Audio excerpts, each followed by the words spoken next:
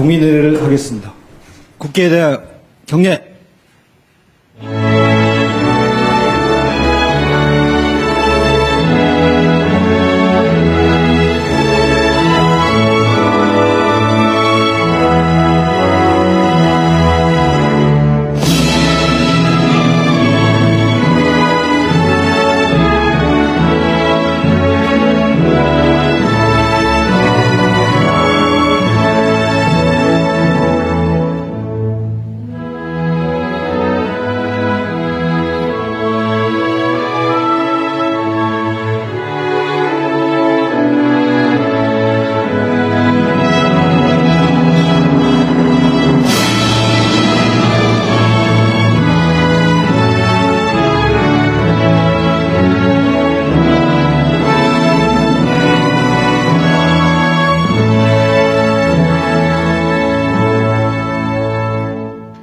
바로 모두 자리에 앉아주시기 바랍니다.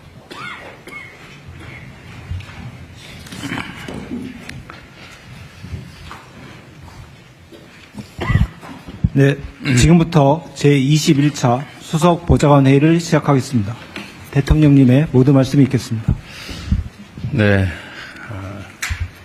요즘은 하루하루가 새로울 만큼 여러 일들이 많이 벌어지는 것 같습니다. 저도 사실은 밤에 잠이 잘 안 오는 편인데 해야 될 일은 산더미처럼 많고 또 할 수 있는 역량은 또 제한적이어서 언제나 마음이 좀 조급하기도 합니다. 뭐 인생이라고 하는 것도 짧고 제한되어 있긴 하지만 우리가 일할 수 있는 시간도 매우 제한적이어서 있는 시간이나마 정말 최선을 다해야 될 것 같습니다. 하루를 이틀처럼 쓰면 더 많은 걸 할 수가 있겠죠. 그러려면은 속도가 중요한 것 같아요. 국가의 일, 소위 국정이라고 하는 거는 어떤 입법을 통해서 제도를 만들고 이제 그 속에서 집행을 하는 이제 행정을 하게 되는데, 어쨌든 입법과 행정 과정, 입법과 집행 과정에서 좀 속도를 좀 더 확보해 주면 좋겠어요. 지금 생각하면 벌써 7개월이 휘딱 지났는데, 뭐 객관적인 평가로는 뭐 한 일이 꽤 있어 보이긴 합니다만 제가 가지고 있는 기준으로는 정말로 많이 부족해요. 해야 될 일이 너무 많은데 너무 속도가 늦어서 뭐 나름의 이유가 있겠지만 저로서는 참 답답하기 이럴 데 없을 때가 많습니다. 하여튼 우리 집행부서 또 국회 협력 요청이든 집행 지휘든 철저하게 또 신속하게 해주시기를 다시 한번 당부드립니다. 국정이라고 하는 건 또 결국은 멋진 이상, 가치, 뭐 이념을 또는 지향을 실천하는 측면도 있지만 또 한 가지는 결국 국민들의 삶을 개선하는 것 아닌가 싶습니다. 세상이 좋아져야지, 등 따시고 배불러야지, 뭐 일단 배고프고 헐벗고 굶주리면 힘들지 않습니까? 그래서 좀 실효적인 정책들을 해야 되는데, 보통 생각하면 뭐 아주 획기적인 뭐 어떤 거 없을까 이런 고민들을 많이 하죠. 뭐 그런 게 있을 수도 있죠. 그러나 쉽지가 않죠. 통상적으로는 그런 획기적이고 좋은 일이 있으면 우리가 하도록 놔뒀겠어요. 누가 다 했겠지. 그럼 도대체 뭘 하냐. 뭐 열심히 연구하고 검토하고 하기는 하되 지금 당장 할 수 있는 일들을 최대한 찾아서 빨리 많이 하는 것입니다. 저는 뭐 시장 도지사 할 때도 그런 생각을 했는데, 작은 일을 많이 빨리 하는 게 중요하다 그런 생각을 해요. 그래서 제가 여러분한테도 한번 그런 조언을 했는데, 일이 많이 쌓여 있으면 큰 일이라고 하는 걸 붙잡고 끙끙 앓고 시간 보내지 말고 뭐 그건 그대로 고민하되 자꾸 쉬운 일부터 신속하게 해치워라 라는 얘기를 제가 취임 초기에 했었던 것 같습니다. 마치 이제 이게 흩어진 콩알 줍는 거 비슷해서 누가 빨리 하느냐, 누가 더 충직하게 열성적으로 하느냐에 따라서 성과가 또 결론이 달라지는 거지. 뭔가 엄청나고 멋있는 거, 획기적인 거 이런 것 너무 집착하다 보면 실제 할 수 있는 일을 못하는 경우도 있는 것 같아요. 그래서 실효적으로 할 수 있는 일부터 빨리 하자. 티끌모아 태산이라는 생각으로 또 우공이산의 자세로 해야 될 일들 속도감 있게 해 나가면 좋겠습니다. 오늘은 아마도 국민 체감 정책이라는 걸 준비한 것 같아요. 내용에 보면 개인형 이동수단 안전대책, 청년자산 형성 지원, 통신비 부담 경감 이런 것들을 많이 준비했는데 잘 준비한 것 같습니다. 참고로 하나 얘기를 하면 제가 이번 대선 말고 그 이전 대선에 아마 그 뭐더라 작고 쉽게 할 수 있는 일 소확행 작지만 확실히 할 수 있는 그때 그걸 뭐 수십 개를 했는데 그것도 한번 참고해 주시면 좋을 것 같아요. 그 중에 실행 가능한 거 웬만하면 실행 가능한 걸 했는데 필요한 것들을 했는데 그것도 한번 참고해 주시면 좋겠습니다. 하여튼 일상 속에서 이 작은 부분이라도 개선할 수 있는 성과들을 꾸준하게 또 속도감 있게 시행해서 쌓아가면 좋겠어요. 근데 결국은 그 작은 것들이 모여서 큰 변화를 만들어냅니다.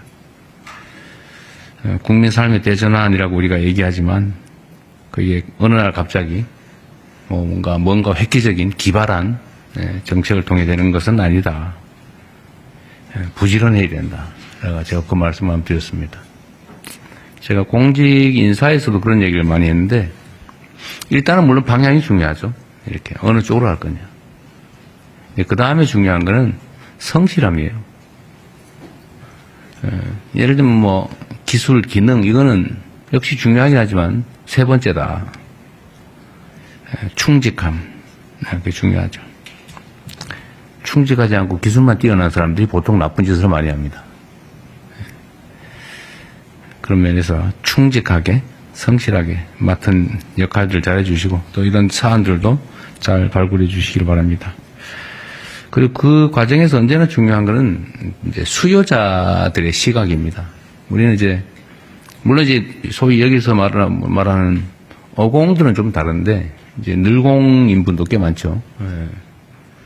직업 공무원. 근데 오랫동안 공직을 하다 보면 시각이 고정이 됩니다. 그러니까 이게 역지사지가 잘 안 돼요. 말로는 하는데도 안 돼요. 왜 그러냐면 한쪽에 서 있는 자리가 그래서 그렇습니다. 저쪽 입장 카메라맨 쪽에서 저를 보는 각도나 상황하고 제가 이렇게 보는 각도 완전히 다르거든요. 근데 저는 저쪽에 서 있을 일이 없기 때문에 저쪽 우리 카메라맨께서 어떻게 보는지 저는 잘 몰라요. 물론 다행히 이제 방송 화면으로 볼 수는 있죠. 근데 그렇게도 잘 안 되는 게 이 공직사회이기 때문에 보통은 공급자적 마인드라고 하는 게 이제 문제가 됩니다. 뭐 잘하려고 하는데 안 돼요. 보는데도 안 보여요. 이제 그런 걸 인정을 좀 하고 언제나 수요자 측, 우리 국민들의 시선으로 좀 보도록 노력해야 된다. 그분들 직접 만나서 얘기 듣는 게 제일 좋죠. 직접 만날 수 없다면 그분들이 모이는 자리에서 하는 얘기들이라도 잘 봐야죠. 하다못해 영 안 되면 커뮤니티 댓글이라도 읽어봐야죠. 도대체 뭔 생각을 하고 무슨 얘기를 하고 사나, 뭘 바라는가, 뭔 문제 지적을 하는가 이런 걸 좀 봐야죠. 그래서 국민들의 시선, 시각을 중시했으면 좋겠다. 하여튼 실행 가능한 것들을 최대한 신속하게 찾아내서 최대한 신속하게 집행하자라는 말씀을 드립니다. 여러분들은 직접 집행하는 사람은 아니고 집행하도록 이렇게 아이디어를 주고 또 논의하고 지휘하는 쪽에 있는 사람들이니까 집행부서들이 열심히 잘할 수 있도록 잘 조언하기 바랍니다. AI 얘기를 좀 잠깐 해야 될 것 같아요.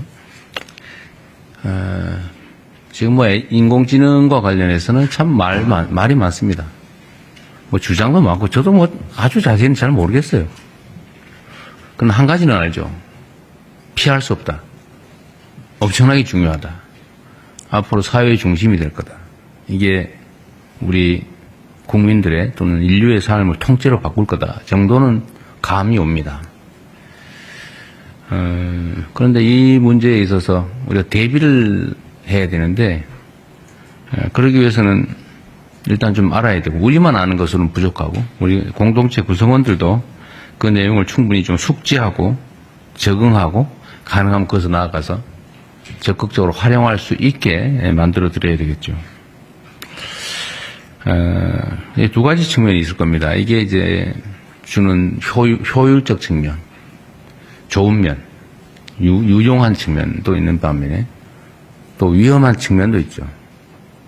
위험한 측면은 뭐 악용되는 사례도 있겠지만 또는 이게 지나치게 한쪽으로 집중이 돼서 우리 사회의 양극화를 극단적으로 만들 가능성이 매우 높지요. 그러면 그에 대한 대비책도 필요할 거다. 제가 성남시장 때부터 한 십몇 년 됐죠 벌써. 그때부터 우리 사회의 미래에는 생산 수단의 소유나 아니면 생산 능력이 양극화되면서 엄청난 사회적 문제가 될 거고 그러려면 거기에 대응하는 사회 시스템을 언젠가는 반드시 준비해야 된다. 소위 기본 사회를 준비해야 된다. 근데 그 얘기했다가 뭐 사회주의자 빨갱이 과격한 이런 얘기 많이 들었는데 지금 상태에서 아마 저의 문제 제기에 대해서 아마 동의하시는 분들이 많아진 것 같아요. 어딘가 제가 공론 조사 같은 걸 한 걸 봤는데 어떤 이 극단적 양극화, 인공지능 사회 여기에 대비하기 위해서는 기본 사회 정책이 필요하다라는 점에 대한 동의 정도가 상당히 높아진 것 같습니다. 또 제가 이걸 하자니까 오늘 제가 말하기 진짜 무서워지고 있는데 점점 왜곡하지 않고 좀 제대로 제 말씀을 받아들여 주시면 좋겠어요. 그러니까 우리는 민주주의 사회에 살기 때문에 이제 토론을 많이 해야 됩니다. 왜냐하면 입장이 다르기 때문에 토론은 논쟁을 해야 되거든요. 논쟁을 통해서 차이를 줄이고 오해를 없애고 최대한 입장을 가까이 만들어 봐야죠. 근데 이 토론하고 시비를 구별을 못하는 사람도 있어요. 소위 시비 건다 그러죠. 시비. 근데 시비를 거는 거와 시비를 하는 거, 싸움을 하는 거하고 토론을 하는 거에 결정적 차이가 있습니다. 그거는 이제 물론 기본적인 자세의 차이이기도 하죠. 마인드의 차이. 그러나 기술적으로 보면 상대가 무슨 말을 하는지 객관적으로 인정하는 겁니다. 이렇게 A라고 말했구나. 나는 B의 의견을 가지고 있다. B의 의견을 낼 수도 있죠. 반대할 수 있죠. 그런데 그렇게 안 하고 이 사람이 A 의견을 가지고 나는 A 다시 의견 같은 걸 가지고 있는데 비슷한 거 같으면 혹시 문제가 될까 싶어서 상대가 C 주장을 한다고 우긴 다음에 이 C 주장은 잘못됐어 라고 하는 경우예요. 이건 시비 거는 거거든요. 상대의 주장을 왜곡 조작하는 거예요. 이러면 토론이 안 됩니다. 이러면 싸움만 나죠. 이건 민주주의를 해치는 거다. 그 말씀을 하나 좀 드립니다. 우리가 정말 토론을 많이 해야 돼요. 급변하는 사회이기 때문에 뭔가를 조정을 하고 바꿔나가야 되는데 이 토론을 하지 않으면 결국은 누군가가 결정하고 누군가는 고통을 겪고 저항하고 이러면 사회가 너무 갈등이 격화됩니다. 너무 힘들어요. 있는 사실 그대로 인정하고 있는 토대 위에서 자기 입장을 견제하면서 조정해 나가야죠. 그래야 이게 변화의 고통이 줄어듭니다. 사회 갈등 비용도 줄어들죠. 좀 그렇게 했으면 좋겠어요. 시비 걸 겁나 이렇게 보고 오로지 무조건 반대하기 위해서 없는 것도 지어내가지고 상대 주장을 왜곡해서 공격하고 이러지 않았으면 좋겠어요. 그러면 사회 발전이 안 됩니다. 점점 퇴보하죠. 기본 사회에 관한 얘기도 좀 진지하게 하면 좋겠어요. 너무 정치적으로 접근하지 말고. 생산력이 소수에게 집중되고 그 생산력이 너무 크기 때문에 한번 생각해 보십시오. 지금 생산 로봇 때문에 이제 생산 로봇을 현장에 못 들어오게 하겠다고 이제 어느 노동조합이 이제 그 선언을 한 것 같아요. 물론 진짜는 아니고 아마도 투쟁 전략의 일부겠죠. 투쟁 전략 전술의 일부일 겁니다. 그런데 과거에 우리가 이제 증기 기관, 그 다음에 기계가 도입됐을 때 그 기계 파괴 운동이라고 사람들이 일자리를 뺀다고 기계 부수자 이런 운동이 있었잖아요. 근데 그 흘러오는 거대한 수레를 피할 수 없습니다. 결국 그 사회에 빨리 적응해야죠. 기술을 익히고, 그걸 증기기관 기계를 통제하는, 조정하는, 또는 만들어내는, 수리하는, 이런 기능이 또 필요하잖아요.